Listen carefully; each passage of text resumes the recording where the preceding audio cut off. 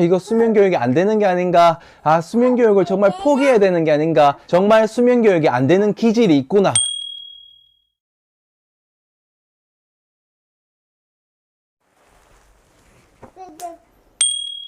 원, 투, 쓰리. 여러분 안녕하십니까, 에란이 아빠 리오스토리입니다. 자, 드디어 3주차가 되었습니다. 3주차 때는 저희가 조금 많이 힘든 때인 것 같아요.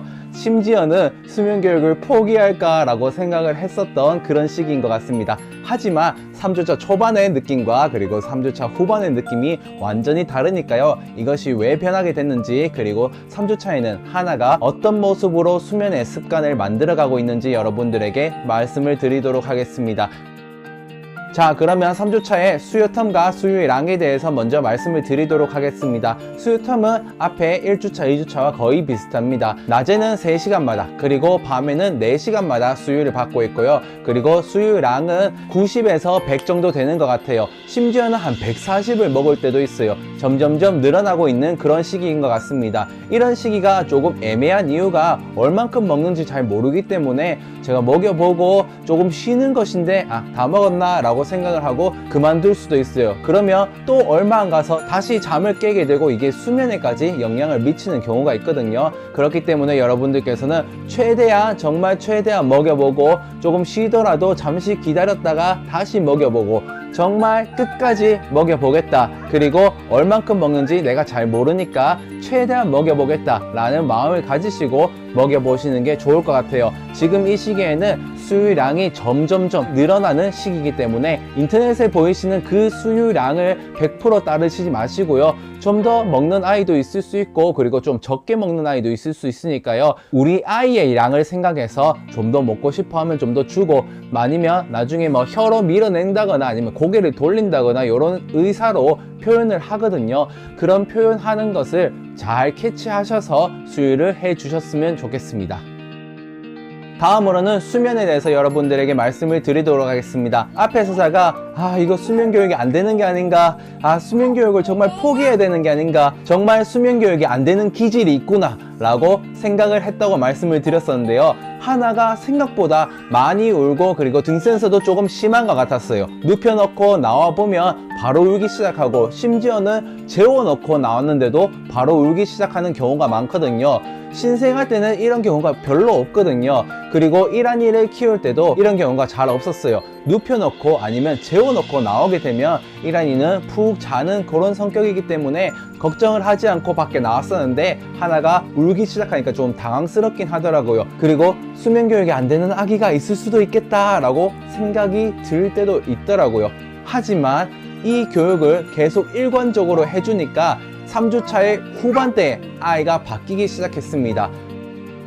심지어 최장기간 잔게 6시간 자기 시작했고요.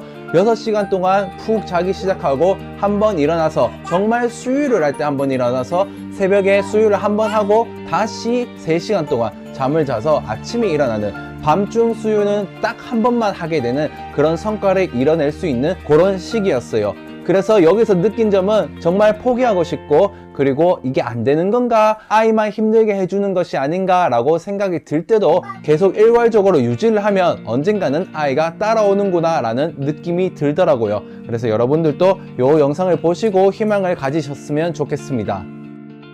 그리고 또 다른 좋은 점이 있었어요. 제가 지금까지 여러분들에게 말씀드린 것이 계속해서 5분 대기법을 강조해 드렸는데요. 아이가 울기 시작하면 바로 반응을 해주지 말고 5분은 기다렸다가 아이에게 반응을 하라고 말씀을 드렸는데요.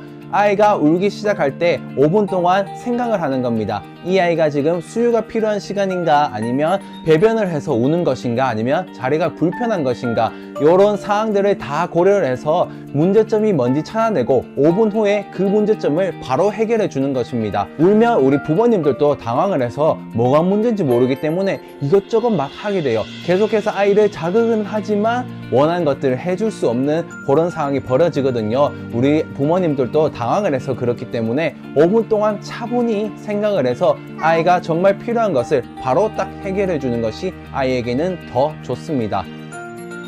아무튼 이렇게 5분 대기법을 여러분들에게 강조를 해드렸었는데 5분 대기법이 드디어 효과를 보기 시작했습니다. 5분 대기법은 해준 지 한 3주 정도 되었고요. 그리고 3주 동안 5분을 계속 대기해 준 결과 이제는 5분 대기 중에 아이가 깼다가 다시 잠드는 경우가 생기더라고요. 그래서 지금 현재로서는 수면 교육을 그렇게 확실히 빡시게 하는 것도 아니고, 그리고 저희도 그렇게 할 마음이 없지만 이렇게 기본적으로 5분 동안 기다리는 방법, 그리고 이 5분 안에 아이가 스스로 감정을 추스리는 방법, 이런 것들을 배우는 것이 나중에 100일이 넘었을 때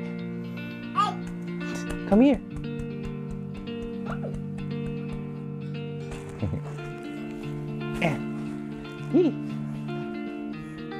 이런 것들이 나중에 100일이 넘었을 때 이런 것들이 나중에 100일이 넘었을 때 아이의 기본적인 그런 기반이 될 거예요. 그래서 수면 교육을 더 잘 따라올 수 있는 이런 기반을 쌓는 과정이기 때문에 5분 대기법을 충분히 해주시고요. 3주차 정도 되니까 하나도 5분 대기법에 슬슬 적응을 하기 시작했는지 5분 안에 스스로 감정을 추스리고 그리고 잠드는 경우가 한 번, 두 번 정도 생기기 시작했습니다. 효과가 점점 나타나고 있구나 라고 느끼게 되었습니다. 오늘 그러면 이렇게 3주차의 상황에 대해서 여러분들에게 말씀을 드렸는데요. 3주차가 첫 번째 고비인 것 같아요. 1한1의 수면 교육을 성공시키면서 수많은 고비들이 있었어요. 그렇기 때문에 앞으로 고비가 없을 거라고 여러분들에게 말씀드리긴 굉장히 어렵지만, 이렇게 첫 번째 고비를 딱 극복하고 나니까 이게 일관적으로 해야 되구나, 일괄적으로 계속 추진을 해줘야겠다, 마음을 더 다잡을 수 있는 기회가 된 것 같습니다.